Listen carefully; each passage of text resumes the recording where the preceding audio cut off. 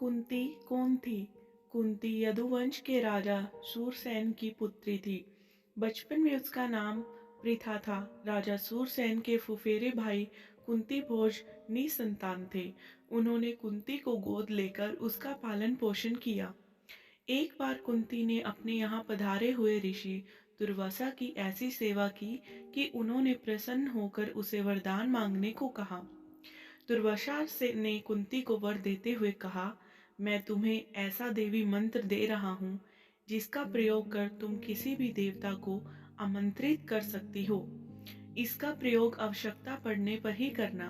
कुंती ने कौमार्यावस्था में कौतूहलवश प्रकृति के तेजस्वी देवता सूर्य का ध्यान किया। वरदान के अनुरूप उसने सूर्य जैसे तेजस्वी बालक को जन्म दिया। लोक अपवाद के भय से एकांत साधना का बहाना बनाकर वह 1 वर्ष महल में कैद रही। विश्वत दासियों की सहायता से उसने अपने पुत्र को, जो कालांतर में कर्ण कहलाए, को जन्म देकर नदी में बहा दिया।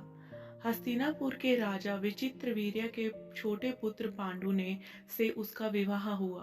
पांडु के बड़े भाई धृतराष्ट्र अंधे थे। पांडु ने अपने पराक्रम से अनेक राज्यों को जीता था। वे हमेशा अपनी दोनों पत्नियों कुंती और माद्री के साथ हिमालय में रहा करते थे। पांडु एक शांत क्षय रोग के शिकार हो गए और संतान उत्पत्ति के अयोग्य हो गए। अंत में कुंती ने दुर्वासा के वरदान से 3 पुत्रों को जन्म दिया, जो युधिष्ठिर, अर्जुन तथा भीम थे। पांडु की दूसरी पत्नी माद्री ने कुंती के वर की सहायता से अश्विनी कुमारों का ध्यान किया, तो उससे नकुल और सहदेव उत्पन्न हुए। पांडु की मृत्यु के बाद कुंती और माद्री दोनों की ही सती होना चाहती थी, किंतु माद्री ने कुंती को अपने दोनों पुत्रों का भार सौंप दिया और वह पांडु के साथ सती हो गई। कुंती बहुत परोपकारी थी।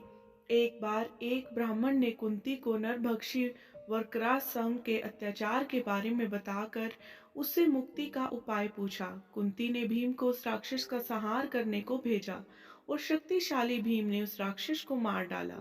महाभारत के युद्ध के समय कुंती अपने पुत्रों को के मरने के ख्याल से सिहर उठती थी। उसने कृष्ण जी की सहायता से दुर्योधन को संधि प्रस्ताव भेजा था ताकि युद्ध ही न हो, किंतु दुर्योधन ने उसे ठुकरा दिया था।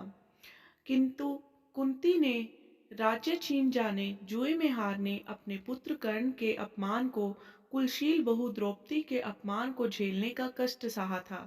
कुंती ने भी द्रौपदी के अपमान का प्रतिशोध लेने हेतु पांडवों से कहा था।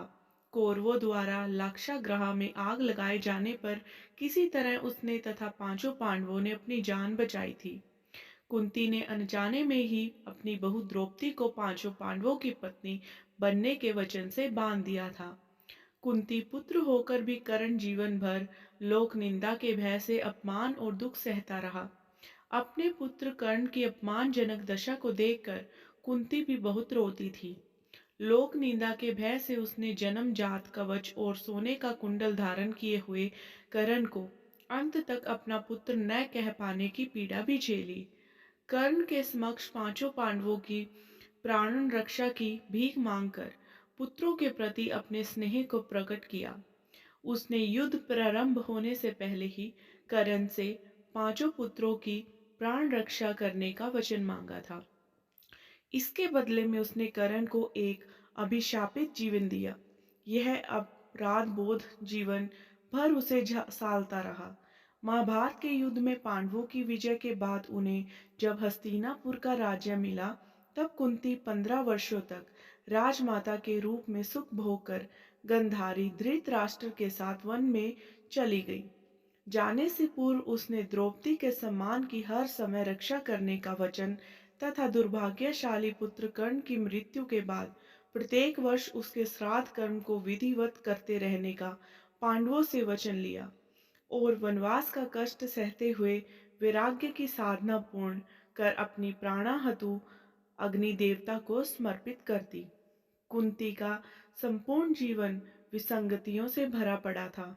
अनजाने में सूर्य का आवाहन कर उसने सूर्य पुत्र कर्ण को जन्म तो दे दिया, किंतु उसे पुत्र न कह सकी।